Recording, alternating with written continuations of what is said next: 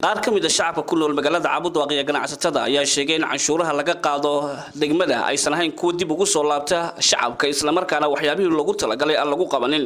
maamulka dawladda hoose ee degmada Cabudwaaq ayaa dhawaan bilaabay in canshuuraha ay ka qaadaan ganacsatada iyo qaybaha kala gedisan ee bulshada taasoo uu sheegay in wax lagu qaban doono waxaana ay sheegeen ganacsatadu ilaa iyo imikeenaysan jirin wax muuqda oo lagu qabtay ilaa iyo haatan bulshadu waxay sheegeen in canshuuraha laga qaado lagu talagalay in wax lagu qabto goobaha markaasi danta guud sidoo kalena lagu dhiso wadooyinka magaalada burbursan ilaa iyo haatan aysan jirinin cid wax ka qabatay arrimahaasi waa kuwan qaar ka mid ah ganacsatada magaalada oo ka hadlaya canshuuraha ay bixiyaan oo ilaa iyo haatan ay isdaalkinin wax muuqda oo maamulka dawladda hoose ee magaalada Cabudwaaq wax ku qabteen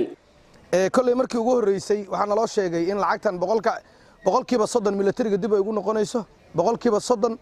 ay booliska dib ugu noqonayso boqolkiina 40 degmada wax looga qabanayo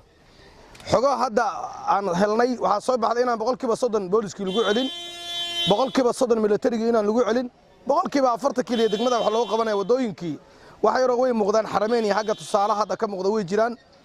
arintaas marka waxaan sameyn doonaa anagoo la kaashanayna ganacsatada gudoomiyaheedu ugu horeeyo inaan ka shirno wixii aani sidii loo bixiyay inay u bixiyaan cidii wakiilka ka ahayd aan cabasho hadaan dadweynaha ku dhaqan degmada Cabudwaaq ina waxigeeda aan ka cabanaynaa waxa jira barnaamijka ayaantan muddo ha socotay canshuur la qaadahay haba yaraatay canshuurtaas meel ay ka baxdo anagu ma garan karno ciidamada booliska lama siiyo deegaanka wax laguma qabto wadooyin laguma dhiso xaq caafimaadka lagama howlgeliyo marka ma garan karno saas darteed waxaan codsanaynaa maamulka galmudug ma ahaato markan degmada ahaato inay canshuurtaasi ay naga qanciyaan meesha ay ku baxday haday wada tahay haday caafimaad tahay haday barnaamijyo kale oo maartay ummadda wax loo qabanay ay jiraan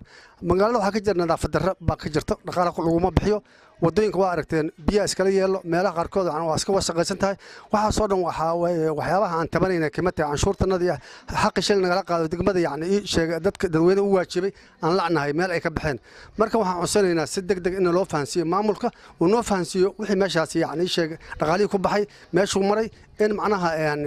la sameeyo waxa la yiraahdo bulshada in laga qanciyo baan doonaynaa maxaa yeelay haddii bulshada laga qancin barnaamijkan yaani canshuur aruurinta waxay u muuqanaysaa shacabkii inuu waxba bixin karin haba yaraatay dhaqaalihiisana uu meesha ku bixinayso war badan isu ka haynin saa darteed maamulku waxaan ka codsanaynaa mar labaad mar saddexaad inay bulshada ka qanciyaan canshuurta laga qaado bulshada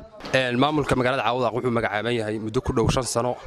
muddadaas ka dhowna magaalada wuxuu ka qaadayaa 3 sano wuxuu ka qaadayaa canshuurta magaalada wax xisaab celina iyo wax baarka iyo qabta ma jiraan muddo 5 sano inay ku magacaaban yihiin oo waxay deegaanka u qabteen male waxaan la fawdo ahayn iyo baawur cadcad inay ka gataan ma ahane wax kale oo ay deegaanka ku soo kordhiyaan male waxaan halkan ka codsanaynaa maamulka Galmudug qaasatan madaxweynaha dawlad goboleedka Galmudug Axmed Cabdi Kaariye Qorqor inuu maamul degmadan sidoo magaalooyinka kale oo Dhuusamareeb Guraceel iyo ugu magacaabay maamulada si la madayn Cabudwaaq noogu soo magacaabo marka waxaan u sheegaynaa bahalka dadweynaha reer Cabudwaaq inay bartaan horta dhaqaalaha ay bixinayaan meesha lagu bixinayo iyo waxa lagu qabanayo in la bartaan loo baahay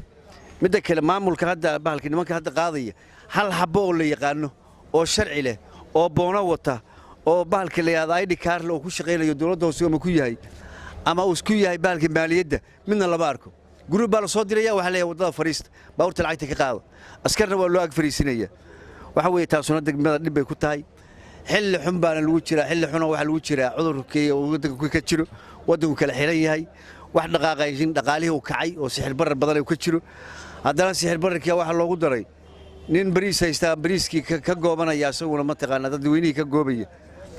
marka waxaan leeyahay dawladda dhexe waxaan u sheegayaa maamul goboleedka Galmudug oo dhanba lama dhisinba